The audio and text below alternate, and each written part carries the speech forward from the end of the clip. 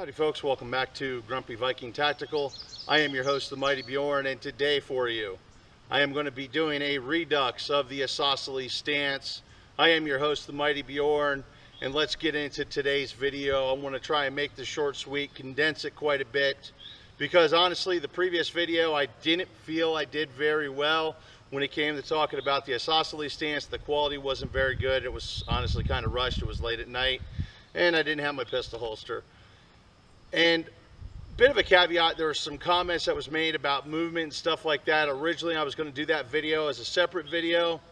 I'm going to do that now as a part of the pistol stance, so that's going to be a future video as well. I'm going to have that after the one-handed pistol stances, so definitely subscribe to that.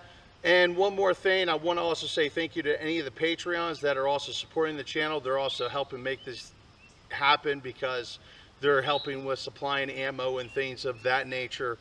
But let's dive on into this today. So right now I'm going to cover two different stances. I'm actually going to cover the Isosceles. I'm going to cover what's called the modified Isosceles, or at least that's what I've heard it called. And it's a stance I've been switching to because I actually have lower back issues, and it's been kind of an issue for me to get into a Weaver stance quickly.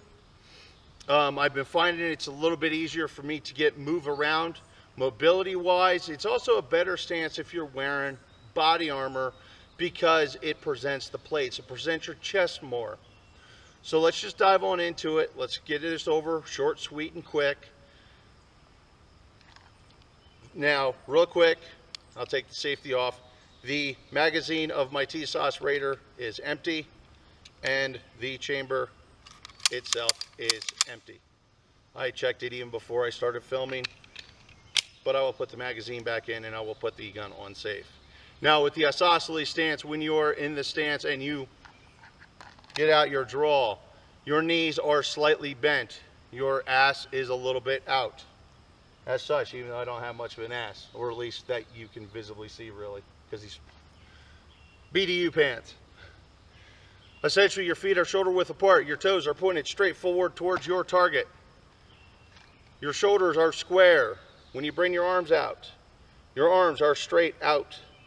As such, you're making an isosceles triangle with your arms. You're making an isosceles triangle with your legs. Now, people claim that this is a more modified, or that this is a more mobile stance, which there is some truth to that. I wouldn't say there's a lot of truth to it. What they're saying is that there's more mobility to this stance and no mobility to the Weaver stance. That's actually an outright lie. Go back and see my video on the Weaver stance where I talk a bit about mobility and the Weaver stance itself. Now, when it comes to this stance, there's one thing, is that the mobility with this stance when moving, it's a bit more ergonomic and it's a bit simpler. It's a bit more user-friendly, if you will.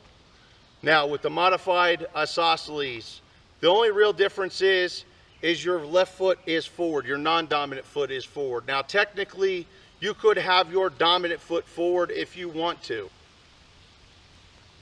I usually go with my non-dominant foot a little forward. Not too far forward. Essentially, my left heel is lined up with my right toe. And then I get into the Isosceles part of the stance.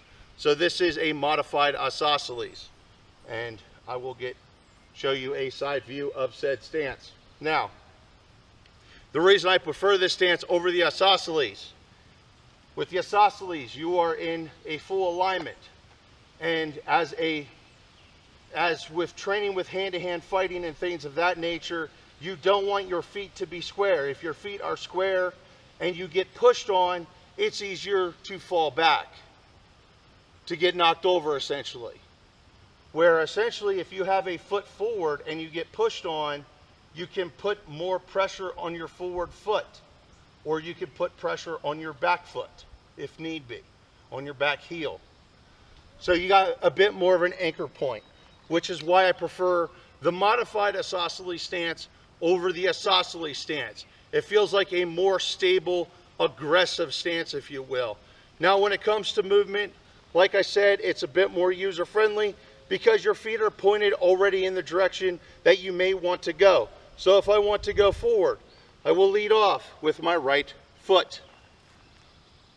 Okay, if I want to go back, I will lead off with my non-dominant foot, or essentially whichever foot is leading. So in this case, if my right foot is forward, I will lead off with that foot. If my left foot is forward, I will lead off with the left foot. If you want to move side to side, it's pretty easy to move side to side. Or you can even still just kind of side step, if you will. Okay, so realistically, folks, I am actually going to wrap this video up at that. I want to keep it short and sweet, and I think it's more coherent, and I don't feel like I have to go into a whole lot of details.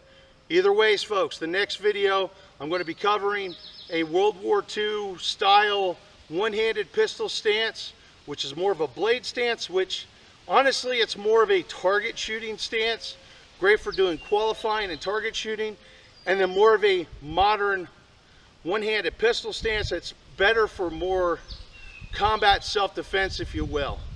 And then down the road, basically the following video that will go with this series, I will cover things such as movement and also drills that you can do at home and at the range with that type of basically using pistols and rifles and things of that nature with movement.